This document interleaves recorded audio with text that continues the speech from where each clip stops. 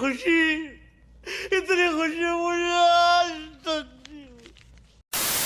सलार का टीजर 6 जुलाई को सुबह के 5:12 पे रिलीज करना एक प्लान का हिस्सा था या केजीएफ यूनिवर्स के डायरेक्टर प्रशांत नील का मास्टर प्लान है। केजीएफ 2 और सलार के बीच का कनेक्शन आखिर कितना हद तक ये बात सच है, इसी की एनालाइज करते हैं आज। केजीएफ 2 के रिलीज के बाद से ही सलार और केजीएफ 2 के बीच में कनेक्शन फैंस की तरफ से बताया जाने लगा। कौन कौन सा ये कनेक्शन है, आइए इसके ऊपर हम लोग चर्चा करते हैं। आपको याद होगा कि केजीएफ 2 में जो लड़का फरमान दिखाई देता है वो ही सलार है, क्योंकि केजीएफ 2 में जब पुल पर अधीरा का रास्ता रोकने के बाद फरमान की मौत हो गई, यह बात बताया गया, पर फिल्म के अंदर उसके लाश के चेहरे को हमें नहीं दिखाया गया। इस तरह देखा जाए तो हो सकता है कि फरमान जिंदा हो और वो ही सलार हो। फरमान को सलार होने का एक और कारण बताया जा रहा है, क्योंकि फरमान के गले में जो लॉकेट है उस लॉकेट के जैसा ही सलार के गले में एक लॉकेट दिखाई देता है। पहला कनेक्शन तो यही निकल के आता है कि अपना फरमान भाई ही सलार है। दूसरी कनेक्शन की बात करें तो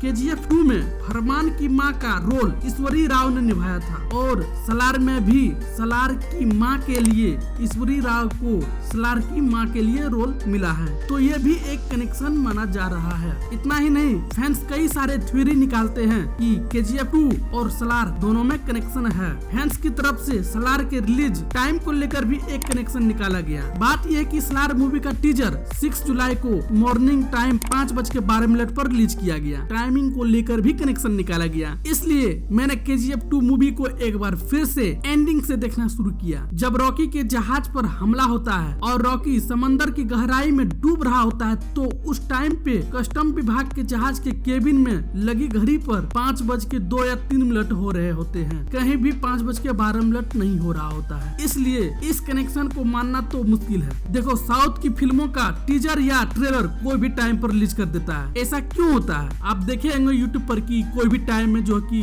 कोई भी फिल्म का टीजर या फिर ट्रेलर आ गया होता है, और वही बॉलीवुड में एक फिक्स टाइमिंग होता है कि इस टाइम पर रिलीज किया जाएगा। एक इवेंट किया जाता है, ट्रेलर हो या फिर टीजर लॉन्च करने का एक समय निश्चित कर दिया होता है। लेकिन वही साउथ में ऐसा नहीं है, जब हुआ तब आपको ट्रेलर हो या टीजर देखने को मिल जाता है। ऐसा क्यों होता है? ऐसा इसलिए होता है क्योंकि साउथ में कोई भी मूवी को मुहूर्त पर रिलीज किया जाता है। हो सकता है कि सलार का टीजर कोई मुहूर्त पर ही रिलीज किया होगा, और सुबह के 5 बजे तो हम सभी जानते हैं कि ब्रह्म मुहूर्त ही होता है। जब सलार का टीजर रिलीज हुआ तब सलार के टीजर को मैंने इतनी बार देखा मोबाइल का स्क्रीन प्ले ही घिस गया। टीजर को देखने में ही इतना मजा आ रहा था कि क्या ही बोलूं। जब टीजर शुरू होता है तो टीनू आनंद जी के किरदार को चारों ओर से बंदूकों से घिरे हुए पाते हैं। उसी बीच में टीनू आनंद सिंपल इंग्लिश में डायलॉग्स बोलते हैं। देखो, सिंपल इंग्लिश में डायलॉग्स बोलने का कई कारण हो गया। कारण ये हुआ कि टीजर को कई भाषाओं में रिलीज करने की जरूरत नहीं पड़ी और एक ही टीजर निकालने के बाद मेकर्स का काम निकल गया, इसलिए सिंपल इंग्लिश का यूज किया गया है। इंग्लिश में डायलॉग्स कुछ इस तरह टीनू आनंद जी बोलते हैं: लायन, चीता, टाइगर, एलिफेंट, वेरी डेंजरस